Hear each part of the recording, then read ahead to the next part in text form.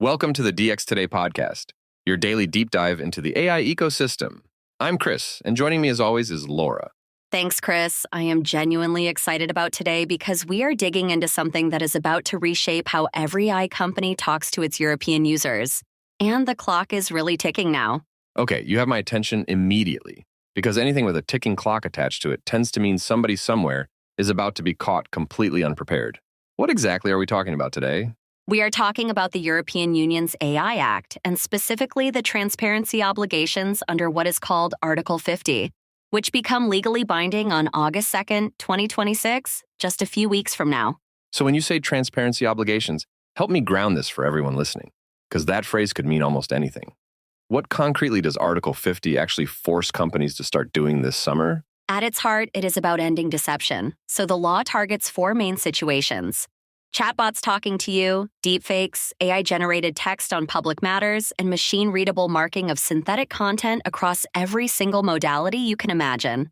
Let's take those one at a time, because I think the chatbot piece is the one ordinary people will actually notice first in their daily lives, long before they ever think about watermarks or provenance metadata.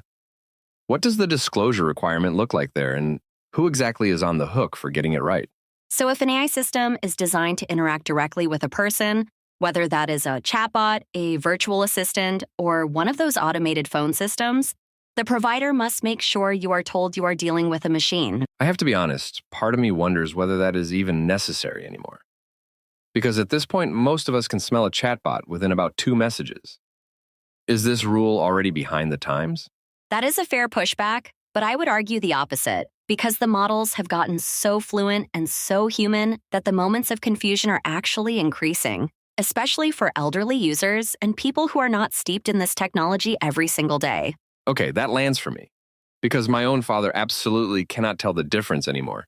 And he treats every voice assistant like it is a real person on the other end of the line. So where do deepfakes fit in? Deepfakes are the second big bucket, and the rule says deployers of any system that generates or manipulates image, audio, or video into a deepfake have to disclose clearly that the content was artificially generated or manipulated. Now this is where I start to get nervous about overreach, because deepfake is a loaded word. And I worry a satirical video or a piece of digital art could suddenly get swept into a heavy compliance regime. Did they think about that? They did, and this is actually one of the more thoughtful parts of the law, because there is a carve-out for evidently artistic, creative, satirical, or fictional work where you only need to disclose the manipulation in a way that does not ruin the enjoyment of the piece. That feels like a sensible balance, though I can already imagine the lawyers arguing for years about what exactly counts as evidently artistic versus what is genuinely deceptive. Where does AI-generated text come into the picture here? Text is the third bucket, and it is narrower than people assume, because the disclosure requirement applies specifically to AI-generated text that is published to inform the public on matters of public interest. So think news, political content, and public health. That narrowing actually matters a lot, because otherwise every marketing email and product description on the continent would suddenly need a label, which would have been both absurd and completely unenforceable in practice. So they scoped it tightly?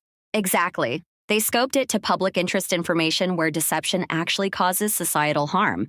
And there is even a carve-out saying it does not apply when a human reviews the text and takes editorial responsibility for what gets published. Okay, now let's get to the fourth bucket, because you mentioned machine-readable marking earlier. And that one sounds like the piece with real engineering teeth behind it, rather than just a notice on a screen. Walk me through it.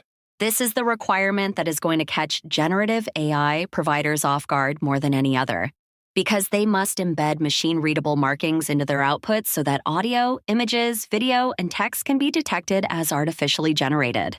And I assume embedding a marking is not as simple as slapping a little watermark in the corner of an image, because anybody could just crop that off in about 3 seconds flat. How robust does it have to be?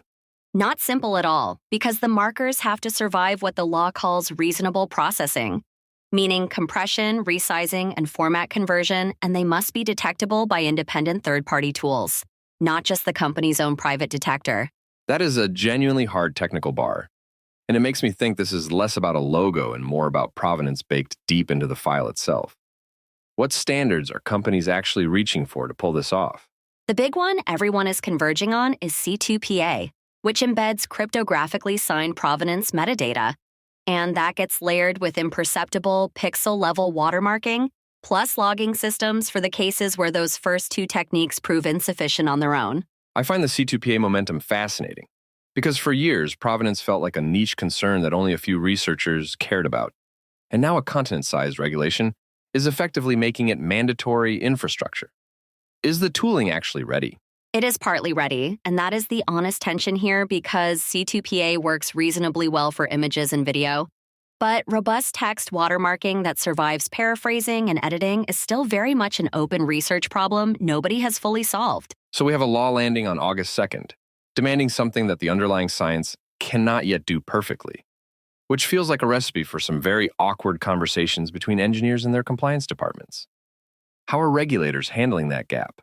This is where the code of practice comes in, because the AI office has published a voluntary code of practice on transparency of AI-generated content. And there is a signatory deadline of July 22nd for companies that want to demonstrate good faith alignment.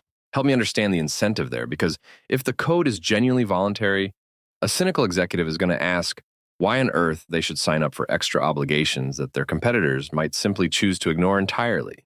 The incentive is regulatory goodwill and a presumption of compliance, because signing the code signals to enforcers that you are acting in good faith. And that can meaningfully soften how an authority treats you if something later goes wrong. That makes sense. It is basically the carrot that sits alongside the stick. And speaking of sticks, I think it is time we talked about the part that actually keeps chief executives awake at night. What are the penalties? The penalties are serious because providers of general-purpose AI systems face fines of up to 15 million euros or 3% of global annual turnover, whichever number happens to be higher under Article 99, Paragraph 3. 3% of global turnover for one of the giant labs is an absolutely staggering number, easily into the billions. So this is clearly not the kind of regulation a serious company can just file away and ignore. What about deployers? Deployers, meaning the companies using these systems rather than building them, face a somewhat lighter ceiling of up to 7.5 million euros or 1.5% of global annual turnover under Article 99, Paragraph 4. So the law deliberately puts more weight on the builders than the users, which actually strikes me as the right instinct, since the people creating these systems have far more control over baking transparency in from the start. When does enforcement actually begin? The first Article 50 enforcement actions are expected in the fourth quarter of 2026, and the AI office has signaled it will prioritize general-purpose AI providers and high-visibility content generation services rather than going after small startups first. That prioritization tells you a lot about the strategy, because they clearly want a few headline-grabbing cases against the biggest players to set precedent and scare everyone else into compliance, rather than drowning in thousands of tiny investigations. Is that fair?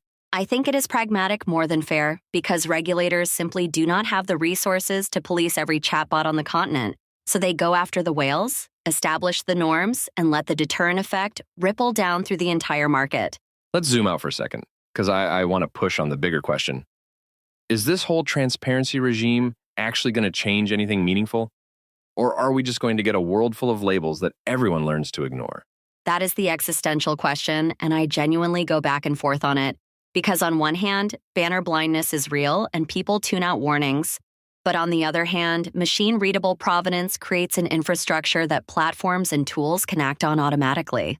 That distinction is really important, because you are saying the human-facing label might get ignored, but the invisible cryptographic signal could let a social platform automatically flag or downrank synthetic content without any human ever needing to read a notice. Precisely. And that is where I think the real long-term value lives. Because once provenance is embedded and standardized, you can build entire trust systems on top of it, from newsroom verification tools to browser extensions that quietly warn you. I will admit that reframing makes me much more optimistic, because I'd been picturing this as just another cookie banner situation, but you're describing something closer to foundational plumbing for a healthier information ecosystem down the road. Do you buy that? I mostly buy it with one big caveat, which is that the whole thing only works if the standards are genuinely interoperable and globally adopted. Because a watermark that only European tools can read is a watermark with a giant hole in it. That global coordination problem feels enormous, especially when you consider that the United States is taking a very different, much lighter touch approach to all of this, which we have actually covered in previous episodes on federal policy. Will the EU effectively set the standard, There is a strong chance of a so-called Brussels effect, where companies build to the strictest rule and then apply it everywhere because maintaining two separate pipelines is expensive, so the EU could end up writing the global default whether other countries like it or not. That is a genuinely consequential possibility because it means a regulation written in Brussels could quietly determine whether the deepfake you see in Ohio or Osaka comes with an embedded provenance signal attached to it. What should companies be doing right now? Right now, they should be doing 3 concrete things: auditing every customer-facing AI touchpoint for disclosure gaps, shipping C2PA or equivalent marking into their generation pipelines, and seriously weighing whether signing that code of practice before July 22nd is worth the goodwill. And I imagine the companies that treat August 2nd as a hard wall rather than a distant suggestion are going to be in dramatically better shape than the ones scrambling in the fourth quarter once those first enforcement letters start landing. Absolutely. And the pattern we always see with these deadlines is that the prepared companies turn compliance into a marketing advantage, while the laggards end up paying lawyers far more than it would have cost to just build it properly. That is such a recurring theme in this space. The idea that getting ahead of regulation is almost always cheaper and smarter than fighting it. And yet, so many organizations choose denial right up until the very last possible moment. Any final thought?